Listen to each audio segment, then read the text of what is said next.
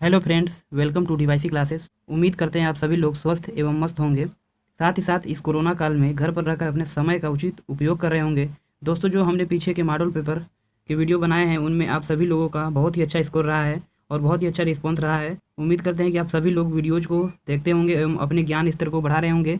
इस वीडियो में हम एनसीएल मॉडल पेपर नंबर 8 लेकर के आए हैं और यह आपके सभी एग्जाम्स के लिए, जैसे एनसीएल के जितने भी एचईएमएम ऑपरेटर से संबंधित पोस्ट हैं एवं जो भी नई भर्तियां आ रही हैं, साथ ही एनटीपीसी, डीआरडीओ, सीएचएसएल हो गया, इन सभी के लिए महत्वपूर्ण रहने वाला है। यदि आपको इस वीडियो का पीडीएफ चाहिए तो आप हमारे टेलीग्राम चैनल से जुड़ सकते हैं। टेलीग्राम चैनल का लिंक हमने वीडियो के डिस्क्रिप्शन बॉक्स में दे रखा है। तो चलिए वीडियो को बिना देरी किए हुए स्टार्ट करते हैं। फर्स्ट क्वेश्चन है फ्रेंड्स कि भारत में सबसे पहले रेडियो स्टेशन कहाँ स्थापित किए गए थे? तो इसका सही उत्तर हो जाएगा ऑप्शन नंबर ए, मुंबई में।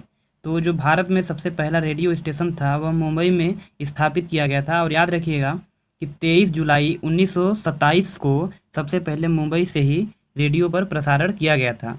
नेक्स्ट क्वेश्चन है क्वेश्चन नंबर 2। भारत का सबसे पुराना स्टॉक एक्सचेंज कौन सा है? तो ऑप्शन नंबर ए है दिल्ली स्टॉक एक्सचेंज, बी है बम्बई स्टॉक एक्सचेंज, सी है ओटीसी ईआई एंड डी है राष्ट्रीय स्टॉक एक्सचेंज। तो इसका सही उत्तर हो जाएगा option number B, Bombay stock exchange. तो फ्रेंड्स, कुछ जान लेते हैं बम्बई स्टॉक एक्सचेंज के बारे में। तो जो बम्बई स्टॉक एक्सचेंज है इसकी स्थापना 1875 में हुई थी, जो कि सबसे पहले एशिया एवं भारत में प्रथम स्टॉक एक्सचेंज के रूप में जाना जाता है। साथ ही साथ याद रखिएगा इसका जो मुख्यालय है वह मुंबई, महाराष्ट्र में स्थित है। और दोस्तों, जो बम्बई स्टॉक एक्सचेंज है अभी इसके वर्तमान में जो एमडी एंड सीईओ हैं वह है आशीष कुमार चौहान जी। इतने पॉइंट्स बम्बई स्टॉक एक्सचेंज से याद रखिएगा। बढ़ते हैं अगले क्वेश्चन की ओर। क्वेश्चन नंबर 3 है, प्रतिवर्ष हाथी महोत्सव कहाँ मनाया जाता है? तो आपके ऑप्शन से श्री गंगानगर, ऑप्शन बी है जयपुर, सी है अजमेर एंड डी है जोधपुर। तो फ्रेंड्स, इसका जो सही उत्तर हो जाएगा ऑप्शन नंबर बी, जयपुर में। प्रतिवर्ष जो हाथी महोत्सव है वह जयपुर में मनाया जाता है, याद रखिएगा। साथ ही साथ जयपुर किसकी राजधानी है दोस्तों? तो राजस्थान की राजधानी है। जयपुर से आप क्या क्या पॉइंट्स याद रख सकते हैं? तो जयपुर से याद रख सकते हैं जयपुर को पिंक सिटी बोला जाता है। साथ ही साथ जयपुर में हवा महल स्थित है। आपको पता होगा जो हवा महल कहाँ स्थित है, तो जयपुर में स्थित है। और दोस्तों, जयपुर किसकी राजधानी है? तो राजस्थान की राजधानी है। और राजस्थान से याद रखिएगा कि अभी वर्तमान में राजस्थान के सीएम है अशोक गहलोत जी, और यहाँ के गवर्नर कौन है? तो कलराज मिश्र जी यहाँ के गवर्नर हैं। ये कि प्रतिवर्ष हाथी महोत्सव मनाया जाता है, तो इसमें क्या किया जाता है दोस्तों? हाथियों को सजा करके इस महोत्सव में प्रस्तुत किया जाता है। ठीक है, इतने पॉइंट्स याद रखिएगा। बढ़ते हैं अगले क्वेश्चन की ओर। क्वेश्चन नंबर 4 है, केंद्रीय भारतीय भाषा संस्थान कहाँ स्थित है? तो इसका सही उत्तर हो जाएगा ऑप्शन नंबर डी, मैसूर में। फ्रेंड्स, मैसूर में केंद्रीय भाषा संस्थान स्थित है। ठीक है फ्रेंड्स, जो मैसूर है यह कर्नाटक का दूसरा सबसे बड़ा प्रांत है। इसे पहले सिटी ऑफ इंडिया भी कहते हैं और इसे कर्नाटक का रत्न भी बोला जाता है मैसूर को। साथ ही साथ जो मैसूर है दोस्तों, यह भारत के सबसे प्रमुख पर्यटन क्षेत्रों में से एक है। तो इतने पॉइंट्स याद रखना है। बढ़ते हैं आगे। क्वेश्चन नंबर 5 है, मध्य प्रदेश में सबसे ज़्यादा कौन सी बोली बोली जाती है लोगों द्वारा? तो जो मध्य प्रदेश में सबसे अधिक मात्रा में बोली बोली जाती है वह है option number A, Bundeli. Bundeli language का उपयोग सबसे अधिक मात्रा में मध्य प्रदेश में किया जाता है। फ्रेंड्स, बात हुई है मध्य प्रदेश की, तो मध्य प्रदेश के बारे में कुछ अन्य पॉइंट्स हैं जिन्हें आपको जानना जरूरी है। तो चलिए इन्हें भी जान लेते हैं जल्दी से। मध्य प्रदेश के अभी सीएम है शिवराज सिंह चौहान, और यहाँ के जो गवर्नर है वो हैं लालजी टंडन। साथ ही साथ याद रखिएगा कि मध्य प्रदेश को टाइगर स्टेट बोला जाता है और मध्य प्रदेश को ही सोया प्रदेश भी बोला जाता है। अब बात कर लेते हैं मध्य प्रदेश की। तो मध्य प्रदेश से जो नेशनल पार्क हैं वो बहुत ज़्यादा आपके एग्जाम में पूछे जाते हैं, जैसे कि पेंच राष्ट्रीय उद्यान हो गया, पन्ना राष्ट्रीय उद्यान हो गया, Kanha Kisli fossils national park हो गया, संजय गांधी नेशनल पार्क हो गया, बांधवगढ़ नेशनल पार्क। तो इतने जितने भी पॉइंट्स हम बता रहे हैं एडिशनल, इनको याद रखते हुए चलिएगा। बढ़ते हैं अगले क्वेश्चन की ओर। क्वेश्चन नंबर 6 है कि लाइफ डिवाइन पुस्तक किसने लिखी है? तो लाइफ डिवाइन नामक जो पुस्तक है वह किसके द्वारा लिखा गया है? तो ऑप्शन ए है महात्मा गांधी, बी है रविन्द्रनाथ टैगोर, सी है राधा कृष्णन एंड डी है श्री अरविंदो। तो यह ऑप्शन नंबर डी यहाँ पर सही हो जाएगा। अरविंद घोष जी के द्वारा लाइफ डिवाइन नामक पुस्तक लिखा गया है। फ्रेंड्स, याद रखिएगा। नेक्स्ट क्वेश्चन है क्वेश्चन नंबर 7। हाल ही में पाकिस्तानी सेना में पहली महिला लेफ्टिनेंट जनरल के रूप में किसे नियुक्त किया गया है? तो पाकिस्तानी सेना में दोस्तों पहली महिला लेफ्टिनेंट जनरल के रूप में जिसे नियुक्त किया गया है उनका नाम है ऑप्शन नंबर सी, निगार जोहार जी। इन्हें पाकिस्तानी सेना में लेफ्टिनेंट जनरल के पद के रूप में नियुक्त किया गया फ्रेंड्स। और जो ऑप्शन नंबर ए हैं इनके बारे में जान लीजिए। अनमोल नारंग जी कौन है? तो अनमोल नारंग जी से याद रखिएगा कि ये भारतीय मूल की हैं, जो कि यूएस मिलिट्री एकेडमी से पास होने वाली सबसे पहली सिख महिला बनी है। फ्रेंड्स, ऑप्शन नंबर जो बी है, बीनी महाजन, यह पंजाब राज्य की पहली महिला मुख्य सचिव बनी है। और जो ऑप्शन नंबर डी है, मनमीत कौर, यह फ्रेंड्स पाकिस्तान की पहली सिख महिला पत्रकार बनी है। बढ़ते हैं आगे। क्वेश्चन नंबर 8 है गैरसेड किस राज्य की ग्रीष्मकालीन राजधानी है? फ्रेंड्स याद रखना है आपको, ग्रीष्मकालीन। तो गैरसेड पूछ रहा है किस राज्य की ग्रीष्मकालीन राजधानी है, तो इसका सही उत्तर हो जाएगा option number B, Uttarakhand. Friends बात हुई है उत्तराखंड की, तो उत्तराखंड की जो राजधानी है वो गैरसेड हो गई, जो कि यहाँ देखिएगा फ्रेंड्स, गैरसेड और इधर ग्रीष्मकालीन, दोनों ग से स्टार्ट हो रहे हैं, तो आपको सिंपल से लिंक कर लीजिएगा, गैरसेड ग्रीष्मकालीन राजधानी होगी, और जो देहरादून है वह हो जाएगी शीतकालीन राजधानी। ठीक है। और दोस्तों उत्तराखंड के अभी वर्तमान में जो सीएम है उनका नाम है त्रिवेंद्र सिंह रावत, और जो अभी वर्तमान में यहाँ के गवर्नर है उनका नाम है बेबी रानी मौर्य। उत्तराखंड का जो प्राचीन नाम है, इसका पूर्ण नाम था उत्तरांचल। साथ ही साथ इसका जो उत्तराखंड का हाई कोर्ट है यह नैनीताल में, बहुत लोग गलत आंसर टिक करके आ जाते हैं, उत्तराखंड की जो हाई कोर्ट है वह देहरादून, लेकिन यह गलत है फ्रेंड्स, उत्तराखंड का जो हाई कोर्ट है वह नैनीताल में स्थित है। इतने पॉइंट्स याद रखिएगा। बढ़ते हैं हम आगे। क्वेश्चन नंबर 9 है, निम्नलिखित में से कौन सी नदी अमरकंटक से निकलती है? तो आपको बताना है कि अमरकंटक से कौन सी नदी निकलती है, तो यहाँ पे उत्तर हो जाएगा ऑप्शन नंबर सी, नर्मदा नदी। दोस्तों अमरकंटक मध्य प्रदेश के अनूपपुर जिले में स्थित है। साथ ही साथ यहाँ पर अमरकंटक से नर्मदा के साथ ही साथ सोन नदी और साथ ही साथ जोहिला नदी, ये प्लस देखिए Narmada plus so on plus Johilla, ये तीनों नदियाँ मध्य प्रदेश के अनूपपुर के अमरकंटक से निकलती हैं, याद रखिएगा। और ये जो नदी है फ्रेंड्स, नर्मदा नदी हो गया, ताप्ती नदी हो गया, ये माही नदी हो गया, ये सभी दोस्तों कहाँ गिरती हैं, तो याद रखिएगा अरब सागर में गिरने वाली नदियाँ हैं। ये भी आपसे क्वेश्चन पूछा जाता है। नेक्स्ट क्वेश्चन है क्वेश्चन नंबर 10। क्वेश्चन नंबर 10 है कि तुलबुल परियोजना किस नदी पर स्थित है? तो इसका सही उत्तर हो जाएगा फ्रेंड्स ऑप्शन नंबर सी, यानी झेलम नदी पर। झेलम नदी पर तुलबुल परियोजना स्थित है। झेलम नदी का जो फ्रेंड्स वास्तविक या फिर पुराना नाम बोलिए, इसका वास्तविक या पुराना नाम वितस्ता था, इसे वितस्ता के नाम से जाना जाता है। और इसी नदी के किनारे आपको पता होगा कि हाइडे स्पीच का युद्ध हुआ था, जो कि सिकंदर महान और पोरस राजा के बीच हुआ था। तो इतने पॉइंट्स याद रखना है आपको झेलम नदी से। बढ़ते हैं आगे। क्वेश्चन नंबर 11 है कि सोडियम किस पदार्थ में रखा जाता है? तो आपको बताना है कि सोडियम धातु को किस पदार्थ में रखा जाता है, तो यहाँ से उत्तर हो जाएगा ऑप्शन नंबर डी, यानी कैरोसिन में है, जिसे कि मिट्टी का तेल भी बोला जाता है।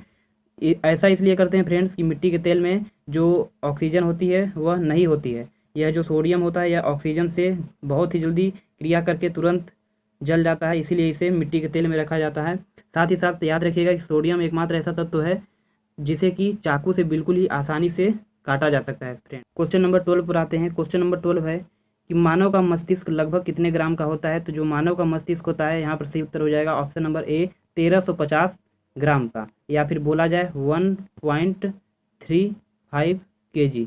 इतने kg का जो मनुष्य का मस्तिष्क होता है यह होता है। क्वेश्चन नंबर 13, पेस मेकर का संबंध किससे है? तो पेस मेकर का संबंध यहाँ सही उत्तर हो जाएगा ऑप्शन नंबर बी, यानी कि हृदय से। फ्रेंड्स पेस मेकर का वर्क क्या है? तो याद रखिएगा इसका वर्क होता है कि यह गति प्रेरक का कार्य करता है। गति प्रेरक मतलब कि जब भी हृदय जैसे हार्ट जो होता है वह उसकी जब गति धीमी पड़ जाती है तो उसे तेज करने का काम करता है, उसकी गति को। यदि हृदय की जो गति है यदि बढ़ जाती है, तेज हो जाती है, तो उसे धीमा करने का काम करता है। तो एक तरीके से पेस मेकर जो है हृदय के लिए गति प्रेरक का कार्य करता है। ठीक है फ्रेंड्स, बढ़ते हैं आगे। क्वेश्चन नंबर 14 है कि रक्त समूह का आविष्कार किसने किया था? तो यहाँ ऑप्शन है land Steiner, Louis Pasteur, Robert Koch and इनमें से कोई नहीं। तो यहाँ पर जो सही उत्तर है यह है लैंड स्टीनर। लैंड स्टीनर जी के द्वारा रक्त समूह का आविष्कार किया गया था। इन्होंने रक्त समूह को 4 श्रेणियों में बांटा था, जैसे कि A, B, O and A B. ये 4 श्रेणियाँ हैं रक्त समूह की। और याद रखिएगा कि यदि पूछा जाए कि रक्त परिसंचरण की खोज किसने की थी, तो उसके लिए आपको याद रखना है विलियम हार्वे। विलियम हार्वे जी के द्वारा रक्त परिसंचरण की खोज की गई थी। और यदि पूछा जाए रक्त समूह की, तो लैंड स्टीनर याद रखना है। क्वेश्चन नंबर 15 है नेफ्रॉन किससे संबंधित है? ऑप्शन नंबर ए यकृत, ऑप्शन नंबर बी आमाशय, सी वृक्क और डी हृदय। तो यहाँ पर जो सही उत्तर है वो हो जाएगा ऑप्शन नंबर सी, वृक्क से। दोस्तों नेफ्रॉन को वृक्क की कार्यात्मक एवं संरचनात्मक इकाई बोला जाता है। क्वेश्चन नंबर 16 है इनमें से किसने सबसे पहले पाकिस्तान शब्द का प्रयोग किया था? तो आपको बताना है कि जो ऑप्शन इनमें यहाँ पर जो ऑप्शन दिए गए हैं इनमें से कौन है जिन्होंने सबसे पहले पाकिस्तान शब्द का यूज किया था? तो सही उत्तर हो जाएगा ऑप्शन नंबर डी, या रहमत अली। रहमत अली जी ने सबसे पहले पाकिस्तान शब्द का यूज किया था। क्वेश्चन नंबर 17 है इनमें से किस प्रसिद्ध व्यक्ति को गुरुदेव के नाम से जाना जाता है? तो गुरुदेव के नाम से किसे जाना जाता है? तो यहाँ पर सही उत्तर हो जाएगा option number B, Rabindranath Tagore. Most important question है फ्रेंड्स, यह आपके बहुत सारे एग्जाम्स में पूछा गया है, तो इसे याद रखिएगा कि गुरुदेव के नाम से रविन्द्रनाथ टैगोर जी को जानते हैं। और बापू के नाम से किसे जानते हैं? तो महात्मा गांधी को जानते हैं। नेक्स्ट क्वेश्चन है क्वेश्चन नंबर 18 है वृक्ष के बचाव से संबंधित चिपको आंदोलन के कौन प्रणेता थे? तो फ्रेंड्स चिपको आंदोलन किस राज्य से संबंधित है, यह भी क्वेश्चन आपसे बन सकता है। तो इसका सही उत्तर हो जाएगा पहले तो सुंदरलाल बहुगुणा। चिपको आंदोलन से संबंध किसका है, तो सुंदरलाल बहुगुणा से है। और इसका किस राज्य से संबंध है, तो याद रखिएगा उत्तराखंड राज्य से संबंध है। नेक्स्ट क्वेश्चन है भारतीय सिनेमा के जनक कौन थे, तो यहाँ पर ऑप्शन है लुमियर ब्रदर्स, दादा साहब फाल्के, देविका रानी, लाल डलहौजी। तो फ्रेंड्स भारतीय सिनेमा के जनक के रूप में ऑप्शन नंबर बी यानी कि दादा साहब फाल्के को जाना जाता है। अब बात करते हैं यदि दादा साहब फाल्के पुरस्कार, तो इसकी शुरुआत हुई थी 1969 में। ठीक है फ्रेंड्स, इतने ही पॉइंट्स इस क्वेश्चन से पूछे जाते हैं। और अभी वर्तमान में किसको दिया गया था दादा साहब फाल्के पुरस्कार, तो याद रखिएगा अमिताभ बच्चन जी को दिया गया था। बढ़ते हैं आगे। क्वेश्चन नंबर 20 है किस नदी पर भारत का सबसे ऊंचा बांध भाखड़ा बना है, तो जो भाखड़ा नांगल डैम है बांध है वह 226 मीटर का बांध है और सबसे ऊंचा बांध है भारत में। तो यह बना है ऑप्शन नंबर डी सतलज नदी पर। यह किस स्टेट में है, तो याद रखिएगा नांगल। किस स्थान पर, तो नांगल स्थान पर और बिलासपुर जिले के कहाँ पर दोस्तों, हिमाचल प्रदेश में यह डैम स्थित है। फ्रेंड्स क्वेश्चन नंबर 21 है ब्लैक पगौड़ा किस प्रदेश में स्थित है, तो ब्लैक पगौड़ा जो है यह ऑप्शन नंबर बी उड़ीसा में स्थित है। इसे ही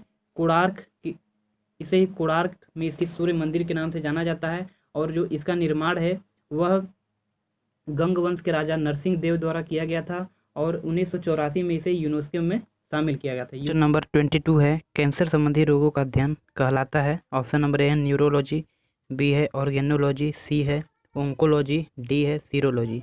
तो इस क्वेश्चन का सही उत्तर हो जाएगा option number C oncology. Cancer संबंधी रोगों का अध्ययन जिस शाखा के अंतर्गत किया जाता है उसे बोलते हैं ओंकोलॉजी। यहाँ सही उत्तर हो जाएगा option number C. Question number 23 है कि एलिफेंटा की गुफाएं मुख्य रूप से किस वंश से संबंधित हैं, तो एलिफेंटा की जो गुफाएं हैं वह ऑप्शन नंबर बी राष्ट्रकूट वंशों से संबंधित हैं।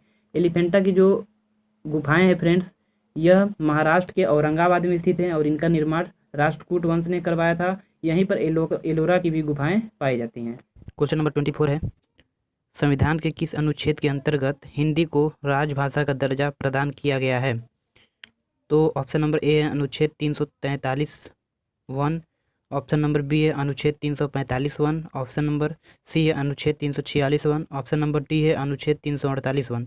तो यहाँ पर जो सही उत्तर हो जाएगा ऑप्शन नंबर ए यानी अनुच्छेद 343(1). 343(1) बताता है कि हिंदी को राजभाषा का दर्जा दिया गया है भारतीय संविधान में।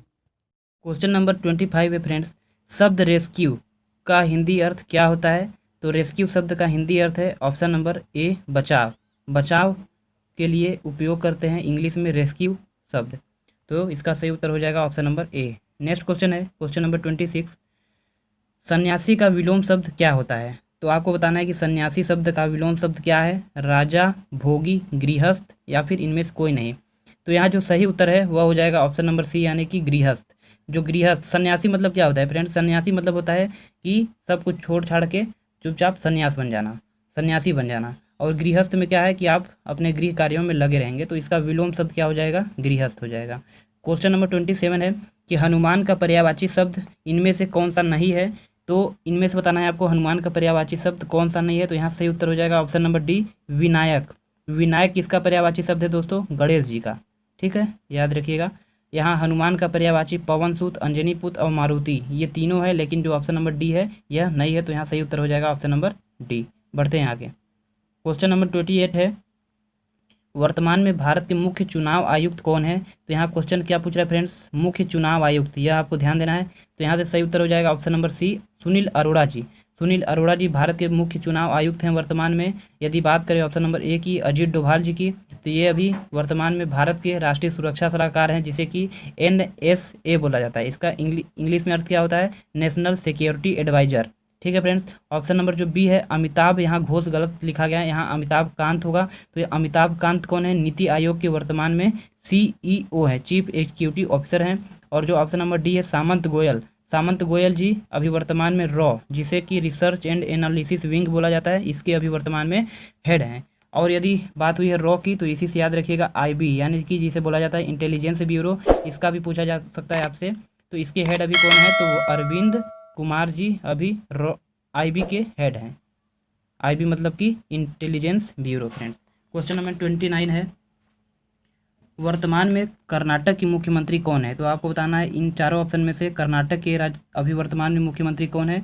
तो यहाँ सही उत्तर हो जाएगा option number C, BS Yediyurappa ji. ये अभी कर्नाटक के मुख्यमंत्री हैं। यदि बात की जाए कर्नाटक के अभी वर्तमान में गवर्नर कौन है, तो सही उत्तर हो जाएगा वजुभाई बालाजी। ठीक है, और कर्नाटक के बारे में कुछ पॉइंट्स हमने पिछले क्वेश्चन में देख ही लिए। क्वेश्चन नंबर 30 है friends, state bank of India का मुख्यालय कहाँ स्थित है? तो स्टेट बैंक ऑफ इंडिया का मुख्यालय आपको बताना है कि मुंबई, कोलकाता, दिल्ली या बेंगलुरु, कहाँ पर स्थित है? तो इसका जो सही उत्तर है ऑप्शन नंबर ए, मुंबई में। बात हुई स्टेट बैंक ऑफ इंडिया की, तो याद रखिएगा स्टेट बैंक ऑफ इंडिया की स्थापना 1955 में हुई थी और इसके वर्तमान में जो MD एंड CEO हैं वो हैं रजनीश कुमार जी। ठीक है फ्रेंड्स, और इसका मुख्यालय कहाँ है? तो मुंबई, महाराष्ट्र में स्थित है। तो फ्रेंड्स, आपको ये सभी वीडियो कैसे लगे आप जरूर से कमेंट बॉक्स में बताइएगा और अपने स्कोर को जरूर से बताइएगा कि आपने 30 में से कितने नंबर करेक्ट किए हैं। अपने स्कोर जरूर से कमेंट बॉक्स में करिएगा। मिलते हैं अगले वीडियो में, तब तक के लिए धन्यवाद।